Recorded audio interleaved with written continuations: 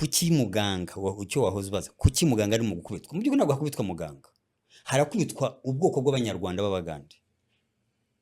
Barashaka, harimo ibintu bibiri, harimo frustration, harimo abagande. Ijambo frustration sinzi uko ndibirikoreshe. Harimo abantu batishimiye leta cyangwa badakunze leta. Abangaba bitwa abakokwa bo kwa Mini ni abasaba Sudani n'abakongo bava za Bunya, ariko kubera imipaka bisanze baciye umupaka, bisanze bagiye ku ruhande rw'abagande. Bari abantu benshi b'abaminisitiri bava amajyaruguru bafite ababyara babo n'abagirakuru muri Kongo za Bunya n'ahandi. Ariko icyo si ikibazo. Demokarasi se ni iki? Demokarasi ni ugushyiraho umuntu utashoboye ibintu ukamushyiraho gusa for the sake.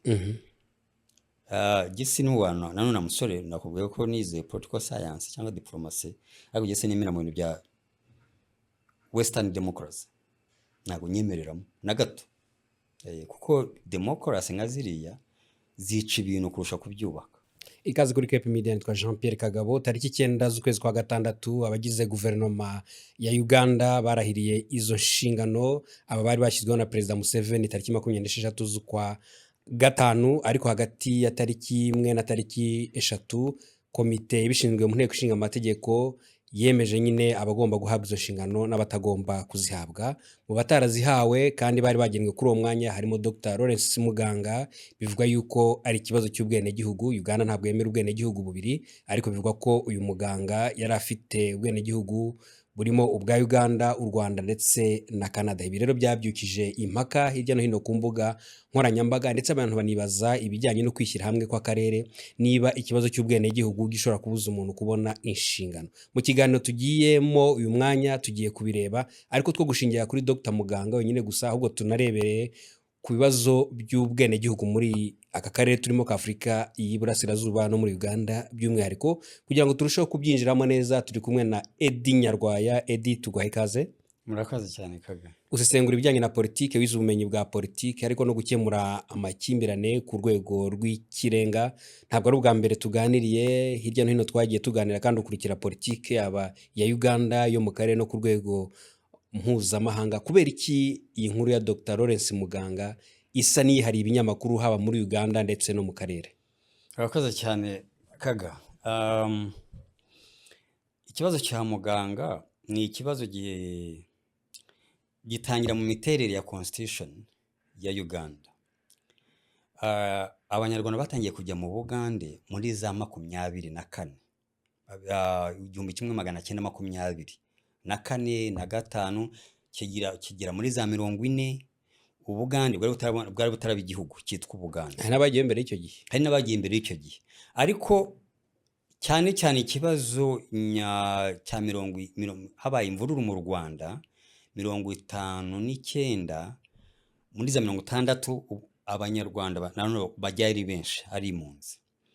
Rero niho ikibazo niko abagande bo babona abanyarwanda, nubwo batangira nibwo babona abanyarwanda b'impunzi. Ariko constitution ya Uganda ivuga, uretse iyi ngiyi yavugura 95, ivuga ko umuntu wese wo Bugande bubona independence wari uriyo ko ari umugande, umunya-Uganda, ari umunya-Uganda. Ariko byagira ku banyarwanda bakakubita umutego, bakahaburuka, bakaza bakemera gusa abafumbira. Kandi n'abanyarwanda bari bahari. Uretse nanone aho bashaka nanone kubera kugiramo kiriya kibazo cya Muganga cyeza marukuri, uwagiye wese ari impunzi muri nyuma ya Uganda imaze kubona ubwigenge, uwo muntu ntabwo ari umuganda by law, ntabwo ari umuganda. Uretse akoze icyo bita naturalization, yanditse agasaba igihugu cy'Ubugande cyangwa ubuyobozi bw'Ubugande bukamwemerera kuba umugande. N'abanyarwanda rero nyeka kari bake babikoze, kuko bahamaze imyaka irenga 40, 50, 60 bisanze ubwabo n'uruhari bagize mu buzima bwa Bugande, bisanze ubwabo bwa Bugande cyangwa Uganda, bwa Uganda, bisanze ubwabo barabaye abagande by environment, bari mu kugira uruhari. Noneho bakoze iri tegeko ry'ejo bundi rya 95, bashyiramo ko mu moko agize Ubugande 60 ngira ngo n'abiri n'abanyarwanda barimo. Noneho abantu baraserebura kamvuge gutyo ko ubwoko bw'abanyarwanda nabwo bugize amoko y'Abagande y'Ubugande ari mu Bugande. Mu binterpretinga rero mu basobanura rero itegeko nshinga iyo bagezaho bavuga ko bavuga abafumbira, kandi abafumbira kandi abafumbira bafatwa nk'abafumbira mu Bugande, ntabwo bafatwa nk'abanyarwanda. kandi ubwo twibukije abafumbira muri cya gihe cyo gukata imipaka ni abantu bibonye ku kindi gice cy'umupaka uruhande rwa Uganda mu 1980 ndetse n'igihe cya Mini yakoresheje referendum ababaza aho bashaka kuba bari, ariko wenda bahitamo n'undi ko ari Abagande ari Abanya-Uganda. Rero abasobanura iryo tegeko bavuga ko aribo bashaka kuvuga, ariko mu by'ukuri itegeko nshinga ntabwo rivuga abafumbira, ntabwo rivuga Abagande abanyarwanda baje bahunze, rivuga ko abo bantu ari Abanya-Uganda.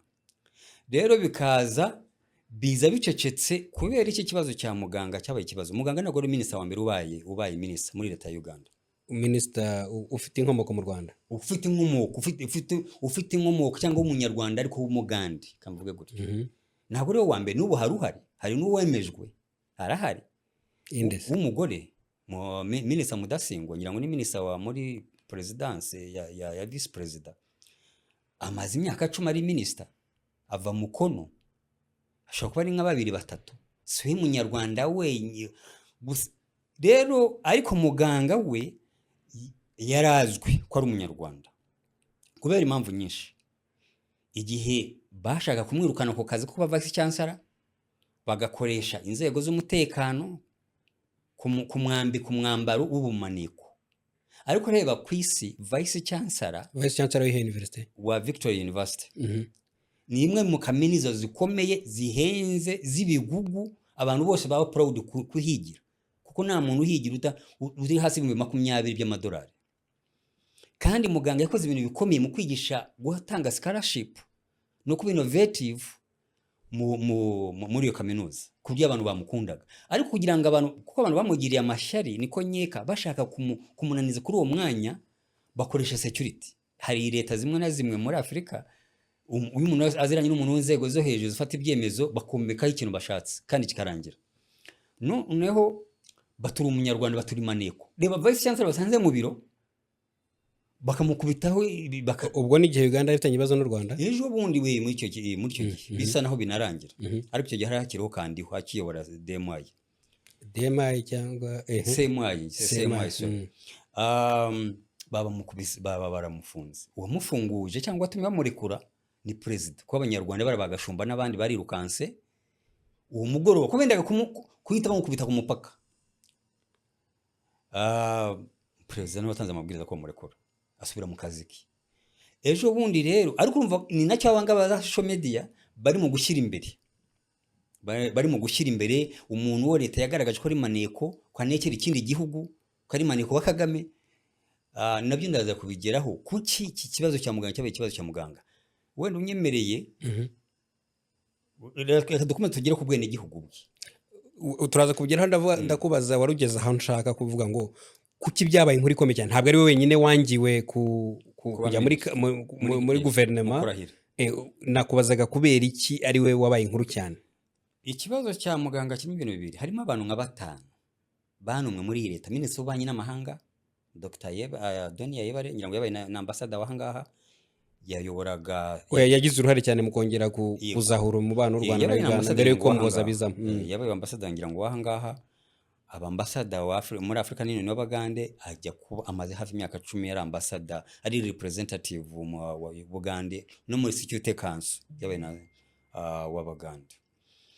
Nawe ntabwo yabonye ubwene gihugu uyu mwaka ushize bw'Abanyamerika, ari ambassador w'Abagande muri Abanya-Uganda bw'Abanyamerika ahagarariye Uganda. Urebe ko impamvu ndimo kwirinda kuvuga Abagande kuko n'ubwoko bumwe mu Banya-Uganda. Yego ahagarariye Uganda, hari n'umwungirije State Minister of International Affairs, nawe afite ubwene gihugu w'Abanyamerika kuko afite umugore w'Umunyamerika. Hari n'undi na Muganga arimo. Abo bose rero bo barabemeye baba vetted.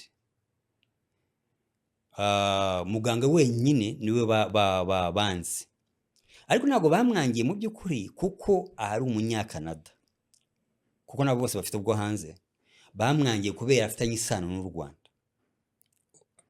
ubwenegihugu bw'u Rwanda abufite, yego we ntabwo abwemera, ariko kuko buriya arakubitwa uravuga uti kuki byabaye ikibazo, buriya muganga arakubitwa n'iriya minisiteri ashaka bamuhaye kuyobora y'umutekano kuko nishinzwe migration.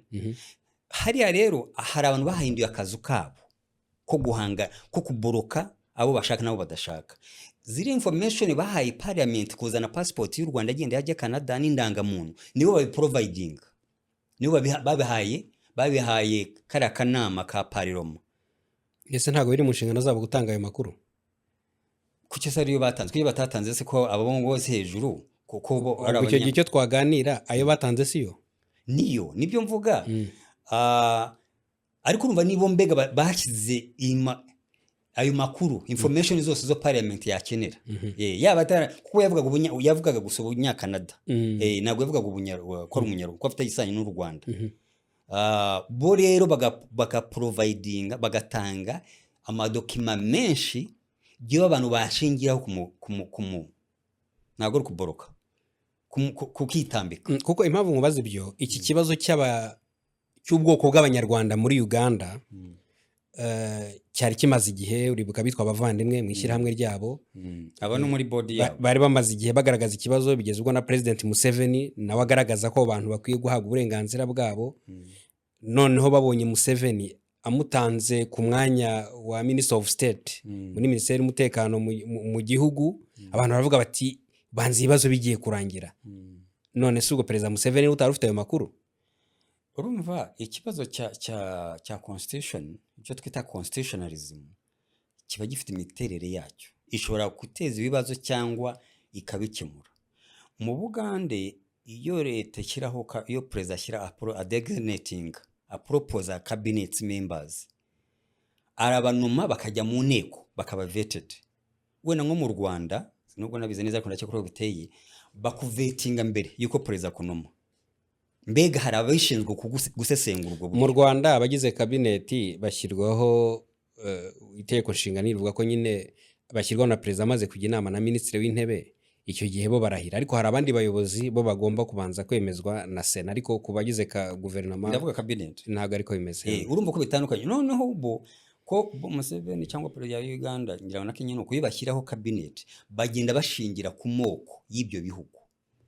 Aha havuye amajwi menshi, aha baradushyigikira, aha baratwumva, aha dufite abanyamuryango benshi, aha ibintu nk'ibyo ngibyo. Uyu akunda perezida, uyu akunda ishyaka, ni umurwanashyaka. Aho ndashaka kubaza, Perezida Museveni yaba yarabikoze abizi yuko atazemerwa kugira ngo banze agaragare nk'umuntu udafite ikibazo n'abanyarwanda, urabitekereza ute? Oya, nago yajya muri iyo mikino, nago yajya muri iyo mitego. Hari nabo bishaka bivuga batyo ngo gushaka kumwexpose. None se perezida ko expose ngo bimara iki? Uhanganye nawe, ahubwo nyeka ko harimo ibintu bibiri ku giti cyanjye kubera muganga yanumwe. Icyambere, muganga ni umunyabwenge. Hari abantu n'abagande ntabwo ibyo babishidikanyaho. Muganga ni umuntu w'iki gihe basigaye bita ngo ni smart. Muganga ni umuntu uri smart muri kodi ze zose. Uzi ko yatsindiye igihembo cya Bill Gates, bakamuha amafaranga hafi $1.5 million kugira ngo ateze imbere uburezi kubera igitabo cye yanditse. Noneho baravuga ba Bill Gates baravuga ati, cyangwa wari umuhagare muri Africa based in Ethiopia, baravuga ati abantu bakurikije imodo yawe iki gitabo uburezi bwahinduka. Niho yatsinda icyo gihembo mu mafaranga. N'abagani baravuga ati iyo babamushyiraga muri education byatanga umusaruro.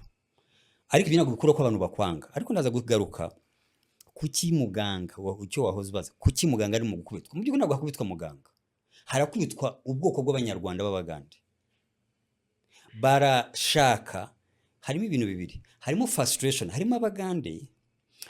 Ijambo frustration sinzi uko ndibirikoreshe. Harimo abantu batishimiye leta cyangwa badakunze leta ya Uganda. Ariko leta ya Uganda iyobowe na NRM. No, ndavuga abantu, icyo mvuga yaba inteko yaba iki, NRM niyoboye. Nicyo nenda kugeraho.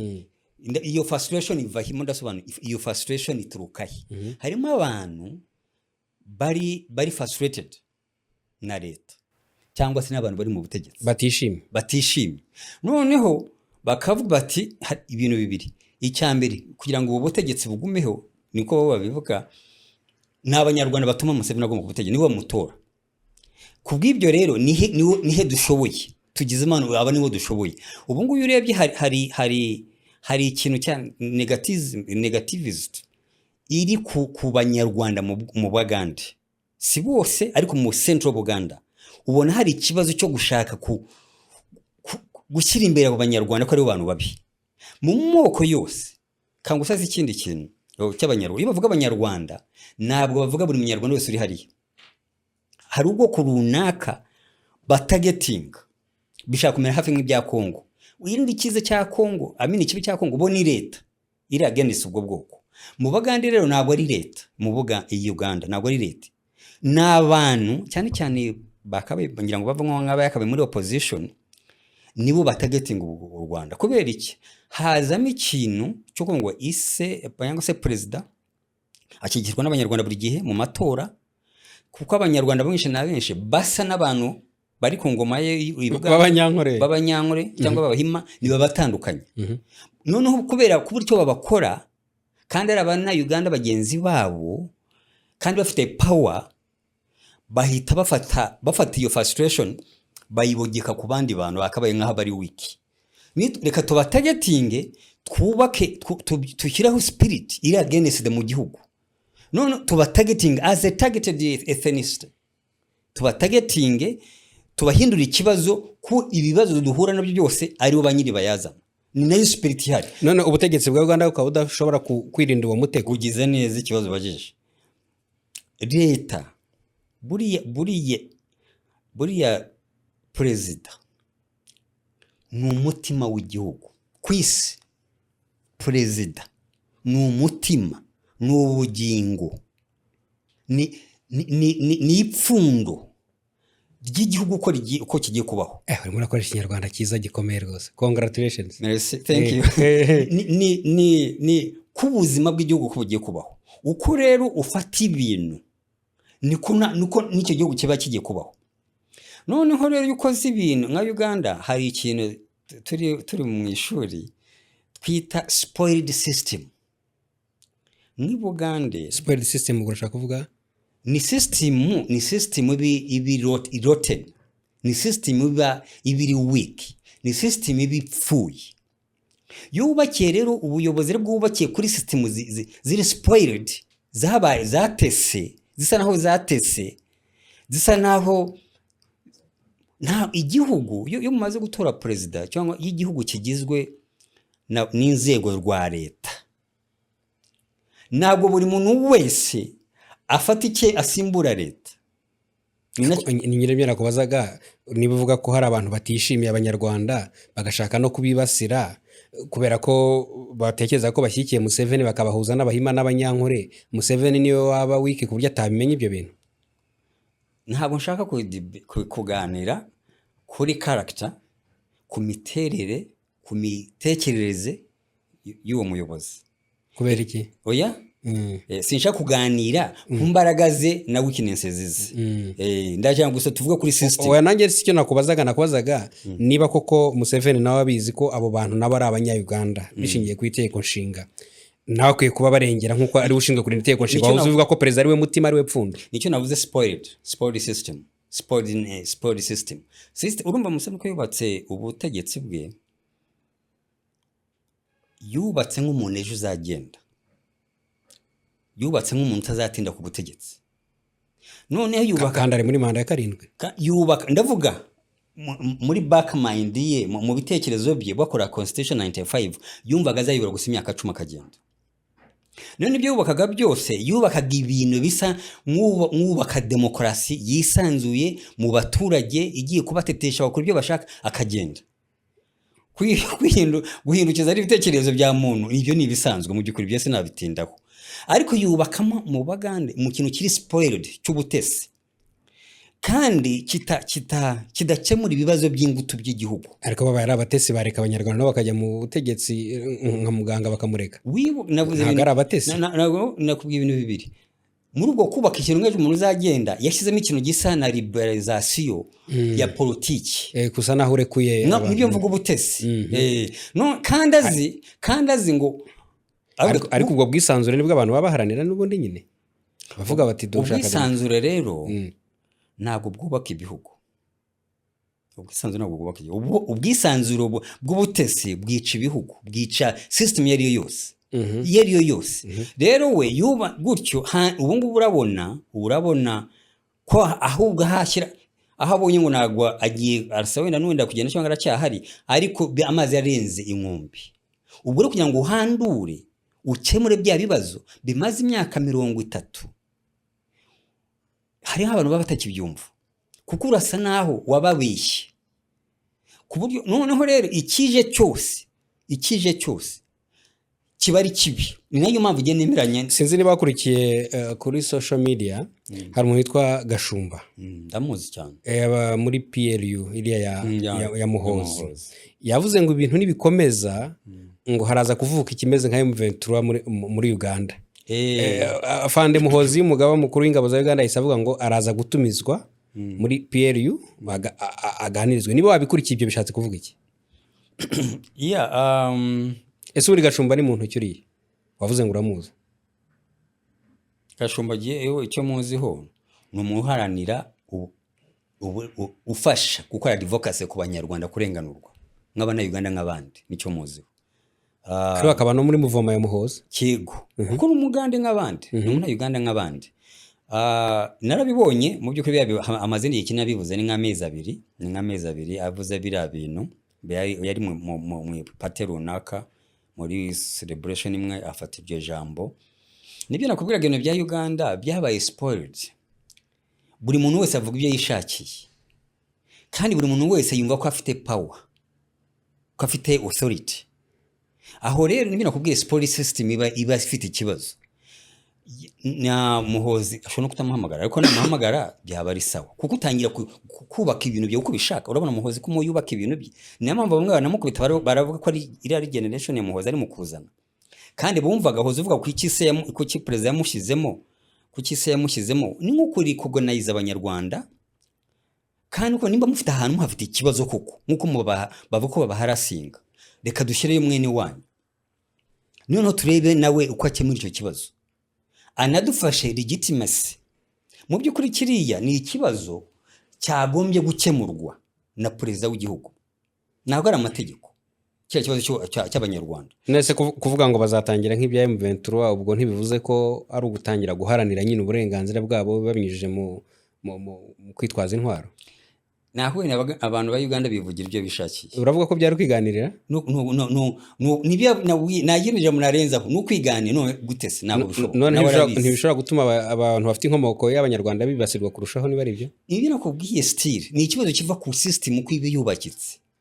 Iyo system yubakitse mu buryo abantu bubahiriza amategeko, banafashanye, banashyigikirana, mushobora kudahuza ibitekerezo by'imitekerereze, yaba ari bya politiki, yaba ari mu buzima busanzwe, yaba ari n'iby'amoko, ariko utabangamira mugenzi wawe. Ariko Eddie, nzi ko wabaye mu Uganda, wamugana uko mubivuga ngo ni mu Uganda cyangwa wabaye muri Uganda, urahiga, urakura, n'abo bantu bafite inkomoko y'abanyarwanda ngira ngo mu buryo runaka ari ukuntu bibona mu butegetsi bwa Perezida Museveni kubera uruhare rwabo. None se biraza kugenda gute niba babyibonagamo none bakaba bamaze kubona ibimenyetso bivuga ati n'umwene wacu yarahaye umwanya munini ariko biranze? Ntabwo bizanga azarahira. Indeze mu Lawrence azarahira. Urumva kimaze kuba ikibazo gusakuza. Museveni yatanze amabwiriza, President Museveni ariko abantu bose bafite ubwene gihugu burenze bumwe bose ni ntabwo bari burahire. Minisitiri w'Abanyamahanga ntabwo yarahiye, Adonia Ayebare ntabwo Adonia yarahiye, ntabwo umwungirije uriya wari private secretary we kuko afite ubunyamerika ntabwo yarahiye, muganga ntabwo yarahiye, n'abandi babiri abantu batanu ntabwo barahiye. Babanze bakemura ibibazo, mbega babanze basolving ibibazo byaho. Ikibazo cya muganga no kizeramo kuba wumva afite butatu kuko bafite b'u Rwanda, kuko ajya muri Canada yagiye nk'umunyarwanda, ni ukubanza akadinawunsinga bwose bubiri, ubw'u Rwanda akabuhagarika cyangwa akabukuraho, n'ubwa Canada n'ubwa Amerika, abanyamerika ba Doniya bakabihagarika, n'uriya umwungirije n'undi mugore. Icyo gihe azareba bose uko abafite ikibazo nk'icya muganga bose ntabwo bari burahira. Muri make uratekereza ko hakiri irindi garuriro? Azarahira wenda azatinda. Urabizi se ko yiteguye kureka ubwo bwenegihugu ubwaheze ubwo bundi bw'ibindi bihugu cyane? Yarabivuze ko yandikiye Canadian government, kuko ntabwo ubwo Rwanda yabivugaga. Bo rero leta migration yabo nicyo ishinzwe, ikurayo indangamuntu y'u Rwanda, ikurayo na passport y'u Rwanda, biyagende hajya Canada babihaye inteko. Ariko hari mu kuvetingwa ntabwo yari yabuvuze. Icyo gihe jewe ndiwe ntabwo nareba ubwa Canada gusa, kuko nakuraho ubwa Canada ubwo Rwanda nabo dinawunsinge, still azaguma afite cya kibazo. Byose nakemura ibyo bibazo byombi, ibyo bihugu bwene igihugu bubiri. Hanyuma reka dukore hypothèse cyangwa ducishirize muri ubu buryo. Nari nkubwiye nti abanyarwanda bakunze kwiyumva mu butegetsi bwa Perezida Museveni, turebye n'amateka yabagerageje kubabunga ku bwa Idi Amin, ndetse n'abanyarwanda benshi baramufashe muri struggle ya Uganda kugeza President Museveni ageze ku butegetsi.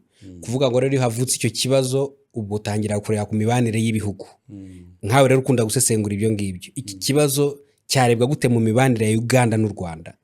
Bikemutse neza cyangwa bidakemutse neza? Nta kibazo ntacyo bya affecting aho u Rwanda na Uganda mu by'ukuri. Aho twakenera ibisobanuro. Ntago muganga ari intumwa y'u Rwanda muri la cabinet, ntago ari muri designations, ntago ari yamunumye, yanumwe na leta na Museveni na Perezida w'Ubugande.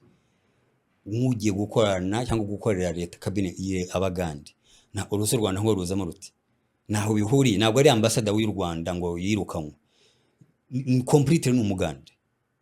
Ni ikibazo cya Afurika cy'imyumvire, aho umuntu amara imyaka 100 ahantu nabuzukuru be bakaguma ari abanyamahanga. Ni ikibazo kibagurutse kuri uyu mugabane. Byose tubikira ku bukoroni, ariko ni ikibazo cy'ubuyobozi. Ahanini ikibazo cya Afurika gishingiye ku bayobozi. Nigeze gutanga urugero rwa Repubulika ya Demokarasi ya Kongo. Aba bantu bari mu 23 FC 23 cyangwa mu 23 gitangira, n'abantu n'uburenganzira bwo kuba bene igihugu ba Kongo, kubera nyine ibyo bavuga ati nakarengane k'igihe kirekire bituma bageraho nabafata intwaro. Kandi basobanura kino kibazo n'ubundi usanga ari abantu, uburyo imipaka yaciwe, uburyo abaturage bagiye bava mu gihugu bajya mu kindi, none turabibona no muri Uganda. Nubwo wirinze kubivugaho tuvuga kuri magambo ya Gashumba kuvuga ngo tuzakora nk'ibyayo mu 23, ese bibera muri Kongo byafatwa bite n'ibindi bihugu nabyo bifite abantu bafite inkomoko mu gihugu runaka muri kano karere, nabo gutekereza yuko hari ikibazo gishobora kubamo? Ikibazo cya Kongo imiterere yacyo itandukanye n'imiterere y'ikibazo cyabaga mu by'ukuri. Bugande si ikibazo, ni ukurenganywa, ni kuba mistreated, ni kuba harassed. Ugiye nko mu nzego za leta, ariko nta munyarwanda basanga mu muhanda ngo bamukubite cyangwa bamukureho amafaranga cyangwa bamukure mu modoka cyangwa bamutwike cyangwa basange. Naho bihuriye. Ikibazo cya Kongo imiterere yacyo ni ikibazo cya ideology, ingengabitekerezo iri bankrupt, iri impute. Na completely ni ikibazo cy'urwango gishingira ku butegetsi, kikakumamwa umuriro. Ni nabyo barabagande bake bashaka bari mu kirageza gushaka kubiba. Noneho kigafata ubundi bwoko bw'icyo gihugu ko atari Abakongo. Naho rero bihuri, nayo mpamvu bafashe intwaro n'Abakongo bo kwirwanaho cyangwa kwirenganura.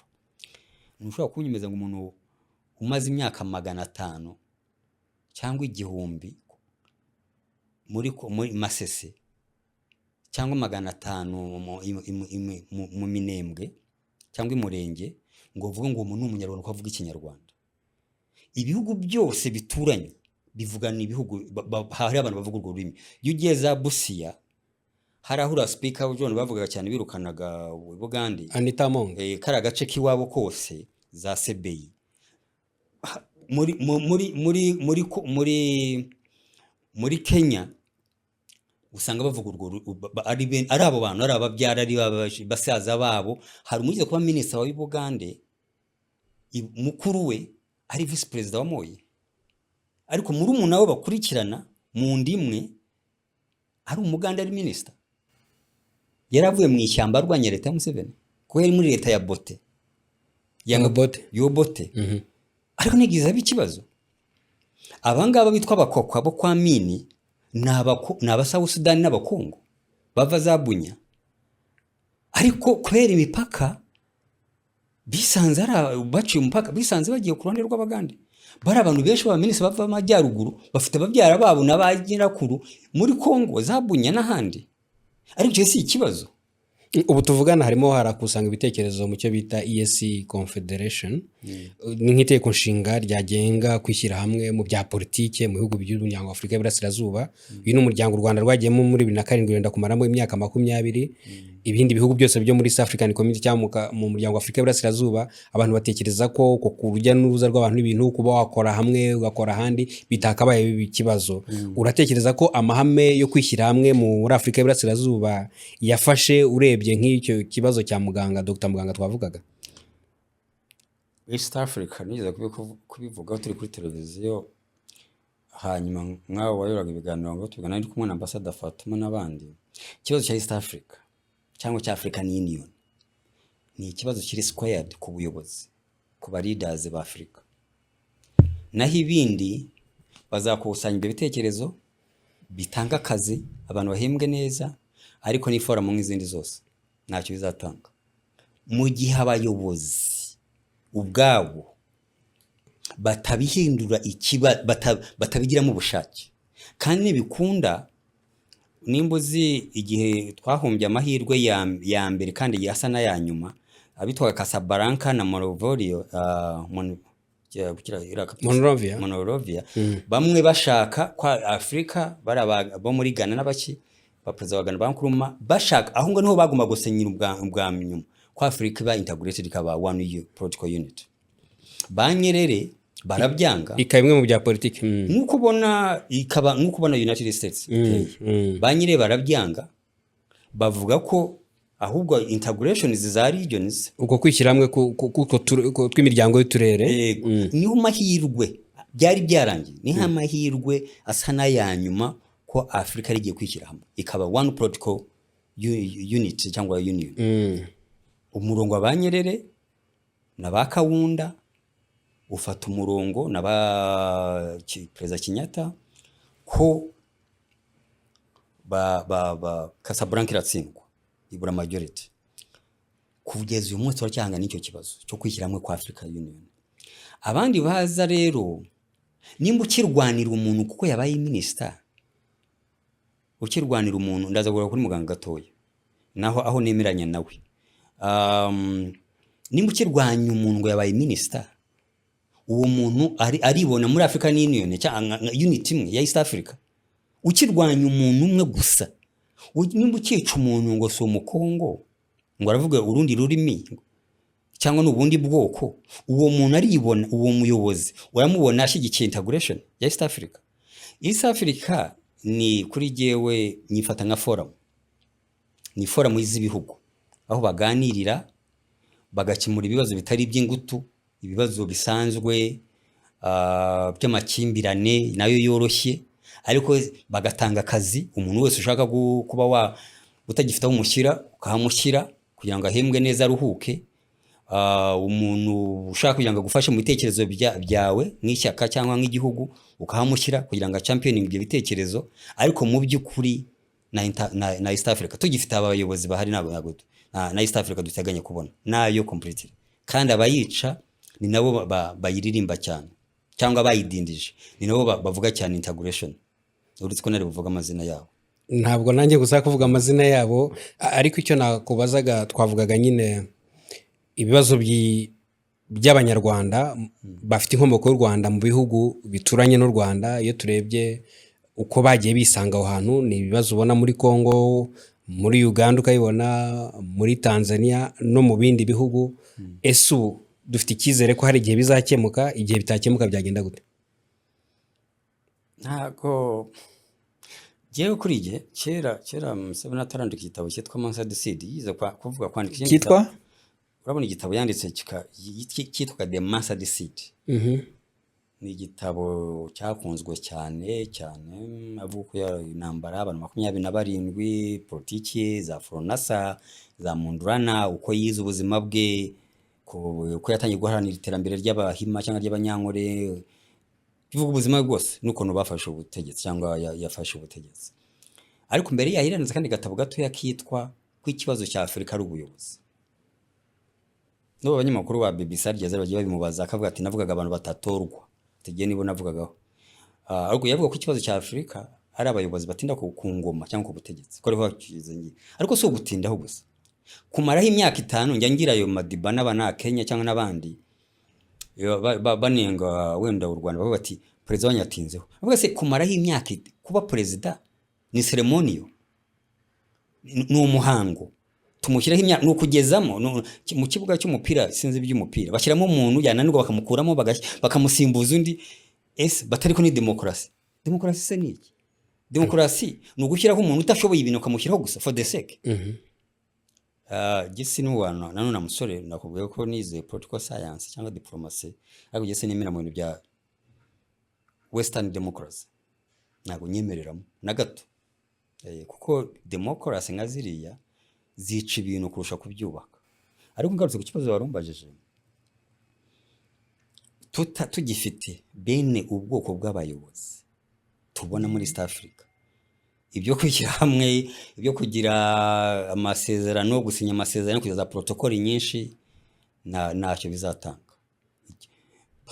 Ahubwo ibihugu bizagira bilateral cooperation zabyo, nibyo abantu ibihugu byagombye gushyiramo imbaraga nk'uko mu Rwanda bikora. Uvaha ujye Kenya usinya amasezerano yo gufasirita Abanyarwanda, uvaha ujye Uganda usinya amasezerano iyi cyangwa Burundi cyangwa Tanzania, mukorane nk'ibihugu.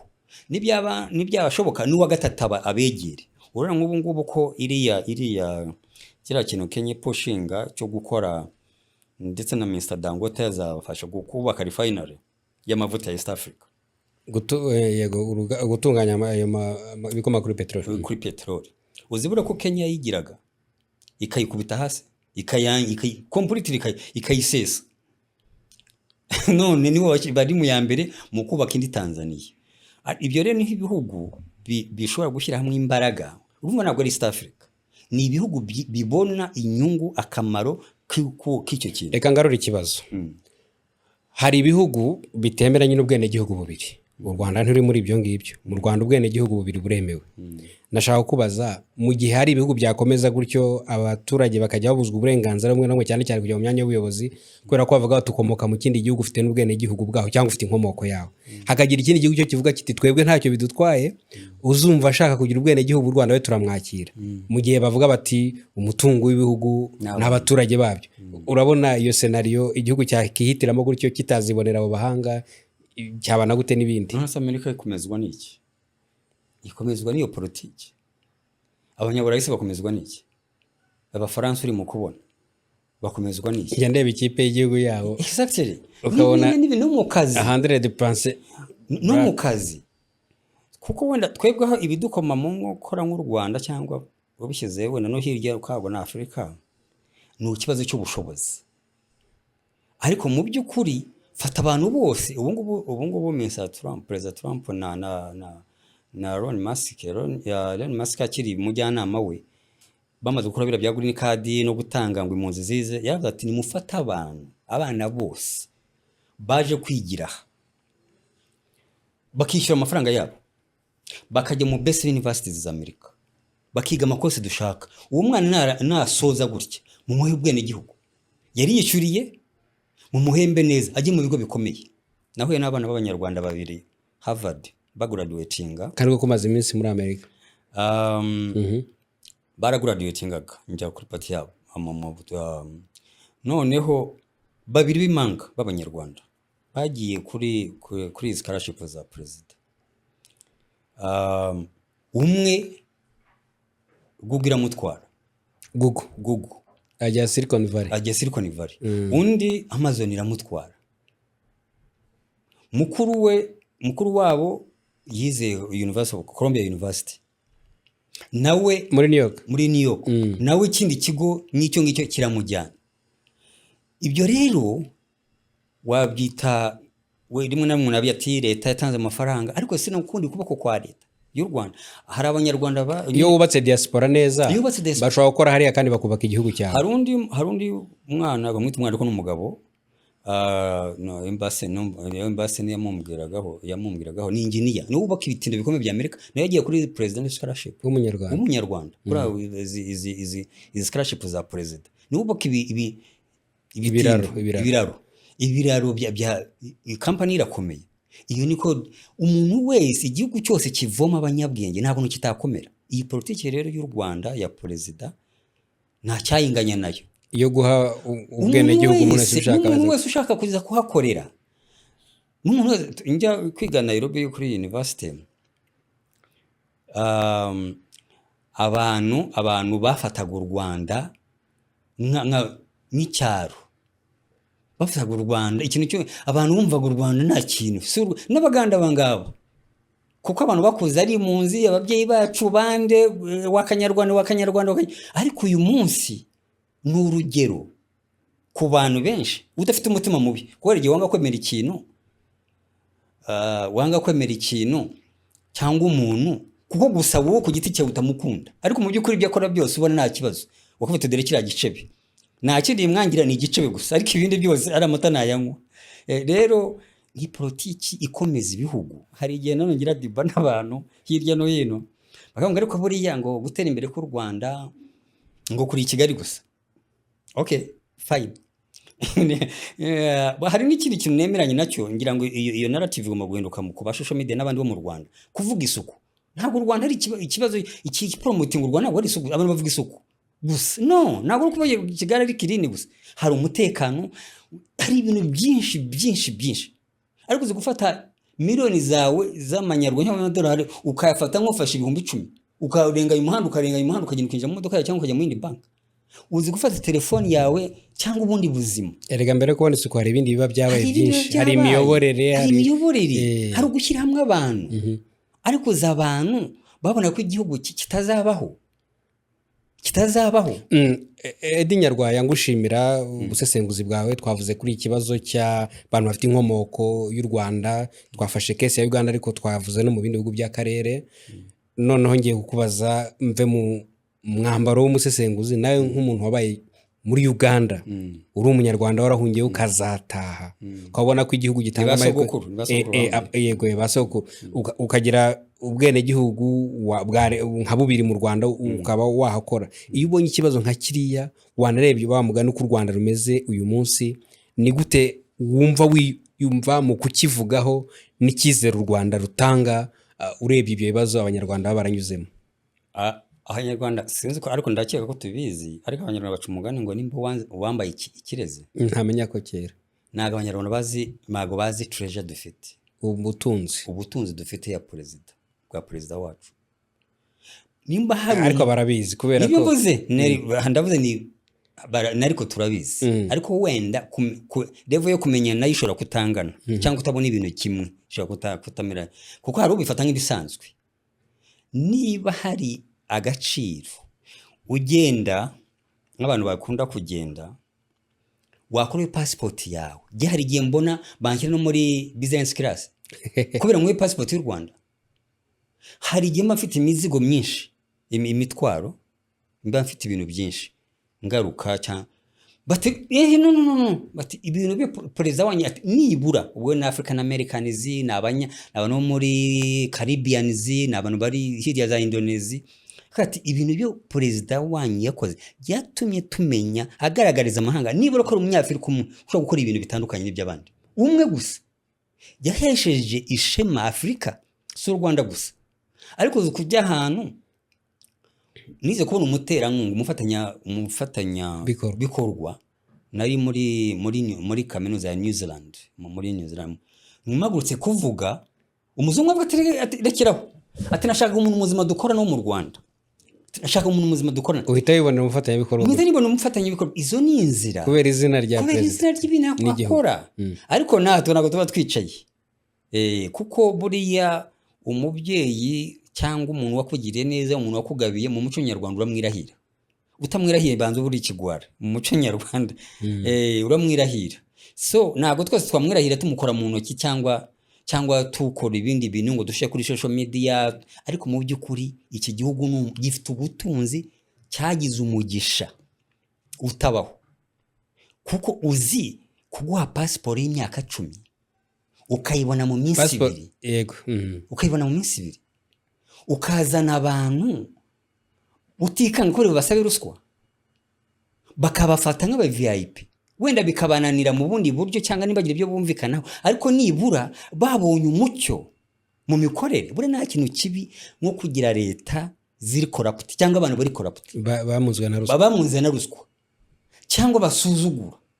Yego hari igihe ubugendagenda ngaho ukabona nko muri serivisi zimwe na zimwe zo mu nzego z'iki, ukabona umuntu ariko n'ubujiji style, kuko aba wenda yabonye nako kazi kataramuvunye. Kubura y'ibintu bitakuvunnye ntago biha agaciro. Rero ariko mu by'ukuri majority nureba, njya mbwira abantu igiyewe, reba nkangaha perezida avuye muri ni Botswana, buriya nkarabanye ntabwo twabaye abakabiri dusubirayo kujya kureba aho umukuru aho yanyuze. Ufite ibibanza yarabaharuye inzira, yaharuye inzira. Ufite ibibanza bajya bavuga ngo ntabwo bafite ubushobozi, abantu bose bavuga ngo ntabwo bafite ubushobozi, ntabwo bafite ubushobozi cyangwa ntabwo ngo bajyana yiki. Ariko ufite ibibanza 10, ufite ibibanza 5, ufite ibibanza 8, ufite ibibanza 4, wagurisha 2 ukagura indege ukagenda ukicara ukareba, ukishyura indege. Twese ninde tugurira amatike. Edi, kuganira nawe biraryoshye, byibura guhura tuvuga ku kibazo cya Uganda. Waruvuze uti ndabyizeye ko Dr Muganga azarahira muri kabineti itaha. Urabona ute umubano w'u Rwanda na Uganda mu bihe biri imbere, ukurikije ibintu byinshi bigenda bibaha mu karere no ku isi? Excellent, cyane Muhozi n'abaperezida ndamusengera. Usanyemo indi ngingo dukwiye kuzaganira. Ni excellent. Kubera ikizi? Iyo umuntu agukunda no kugamukunda, icyo ngicyo ni ihame ry'Imana. None se Muhozi akunda abanyarwanda cyane. Nose iyo umuyobozi, iyo abaperezida bakundana ntabwo bakunda bene igihugu. Nerega perezida niwe chief diplomat w'igihugu, buri gihugu cyose y'imibanire ye ihuje n'iyundi muyobozi. Utandukanya Muhozi se n'umubyeyi we President Museveni? Abanyarwanda baca umugani ngo buri muntu arivukira. Ibintu nk'ibyo ngibyo umuntu yivukira, ntabwo wabatandukanya cyane, ariko baratandukanye. None se ninde wafashe ku kibazo, wagize uruhare mu kibazo gikemuka? Ushobora kuba twarabonye Muhozi ariko harimo no kuboko kwa se, ntawamenye. Of course, kugira ngo abyemere Isa aracyari perezida. Ariko yigize Imana perezida agahuza n'umuhungu we cyangwa n'umwana we, bakaganisha ku bintu byiza, imvugo y'iki bavuga ngo ni uburyohe. Nakubazaga nturabona ute, urabona urebye uko akarere kameze no munsi, urebye imishinga abantu bahuriyeho ahazaza nyine h'umubano w'u Rwanda na Uganda, no gukemura ibyo bibazo wahoze uvuga bya frustration cyangwa se bamwe bashobora kuba batishimiye abanyarwanda? Muhozi bene nkabiye bibazo, nahoze mvuga ku kibazo cy'ubuyobozi squared, ko gishingira cy'igihugu cy'imiterere y'ubuyobozi y'abantu ishingira hanini ku muyobozi. Mushobora kugira amashuri meza, mushobora kujya za hehe, ariko umuyobozi agira uruhare bunini mu kubaka icyo twita the psyche of a nation, the psyche of a country, imitekerereze y'icyo gihugu. Kuko Uganda ifite abanyarwanda bagiyemo kera, batuye mu bihe bitandukanye, ariko n'uwo wumva ngo afite akabazo hano, uvuga ngo nta kibanye neza hano, nawe arasimbukira Uganda. Abantu benshi barasimbukira Uganda. Ndibaza rero izo mbaraga ebyiri zizabana zite? Asa n'uhunze se, ahunze? Ntabwo ujya wumva se bavuga ngo barahunze bakajya Uganda. Okay. N'abasanzweyo n'abagize gute, kandi bafite ibitekerezo bitandukanye n'imibonere itandukanye. Leta ntabwo ari nkanjye nawe ngo nitwagirana ikibazo umubitiye mu kabari cyangwa dupfuye urusengero, ubwo n'umugore waranyanga na murumuna waranyanga. Iyo ni imibanire y'abantu. Ibihugu rero ntabwo ari uko bibana.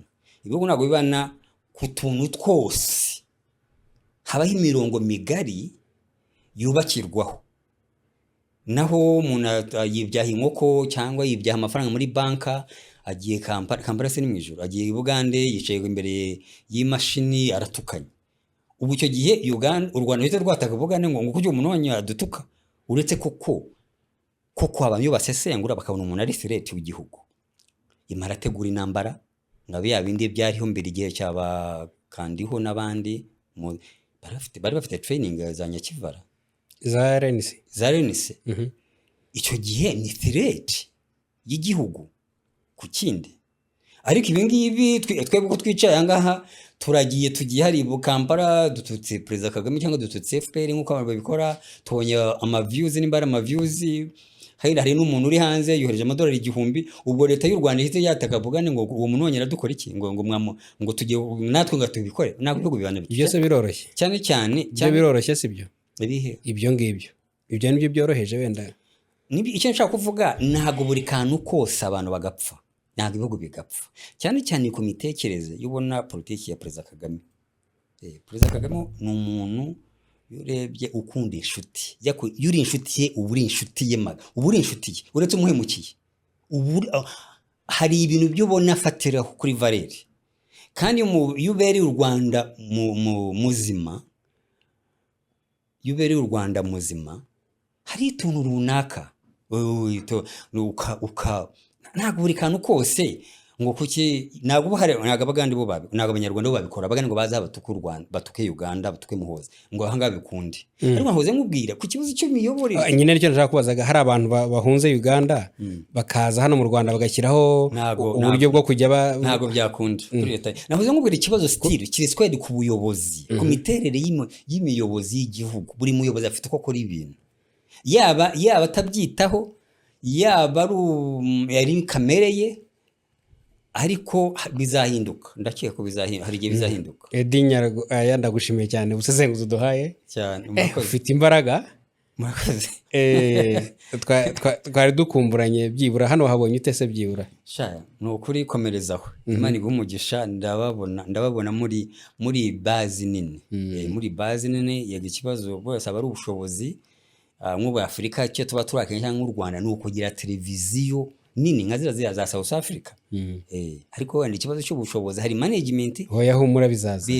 Na leta ubwayo bigomba gushaka amafaranga ikubaka televiziyo nini ihangana n'ibibazo by'ingutu bya Afurika ifite. Ibyo bintu reka ko numva ari indi ngingo tuzaganiraho, aretse twazabiganira. Urakoze cyane Edi Nyarwaya. Twaganaga na Edi Nyarwaya, umusesenguzi wa politiki ndetse na diplomasi ukiri umujene. Turabyifuza cyane kugira ngo abantu bakiri bato mu myaka baganire ku bibazo by'igihugu, ibyo mu karere n'ibibazo birwego rwa Afurika cyangwa no hirya ku isi. Twahereye kuri Uganda ariko tureba muri rusange akarere kose ka Afurika y'Iburasirazuba na Afurika muri rusange. Reka mbashimire, mukomeze mudukurikire. Ibiganiro byacu twe turavuga ngo ni beyond views. Ntabwo ikibazo cyacu ari views, ntabwo ikibazo cyacu ari like cyangwa share, ahubwo icyo tuba dushaka no kugira ngo tubahe ibiganiro bifite ireme. Noneho namwe rero muca urubanza, tubahe ikaze rero, ibitekerezo byanyu nabyo bihaye ikaze, namwe muze tuganire. Ibihe byiza, bye bye.